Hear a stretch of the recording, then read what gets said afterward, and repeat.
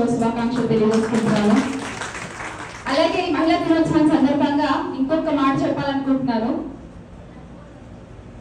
మహిళల కోసం నిరంతరం ఆలోచిస్తూ నిరంతరం తపన పడుతూ అధికారంలోకి వచ్చిన 21 నెలల్లోనే 80,000 కోట్లు మహిళల కోసం కేటాయించి మహిళలకి ఇళ్ల పట్టాలు ఇచ్చి మహిళలకి ఆసరా ఇచ్చి మహిళలకి అమ్మఒడి అంటూ ధైర్యాన్ని ఇచ్చి ఒక గొప్ప వ్యక్తిగా ఒక గొప్ప నాయకుడిగా నిలబడి ప్రతి మహిళని ఒక అక్కగా చెల్లిగా అవ్వగా ఇలా ముద్దుగా కుటుంబ సభ్యులుగా పిలుచుకుంటూ నేనున్నా మీకు అని ధైర్యాన్ని ఇచ్చి ప్రతి మహిళ బయటకు వచ్చి పనిచేయడానికి ఒక అనుకూలమైన వాతావరణాన్ని క్రియేట్ చేసి సేఫ్టీ కోసం దిశ అనేటువంటి యాప్లను తీసుకొచ్చి చట్టాలు తీసుకోవడానికి ప్రయత్నం చేసి ఇలా పోరాడినటువంటి శ్రీ వైఎస్ జగన్మోహన్ రెడ్డి గారి చెల్లిగా ఉండడానికి కూడా ఈరోజు నేను చాలా గర్వపడుతున్నాను.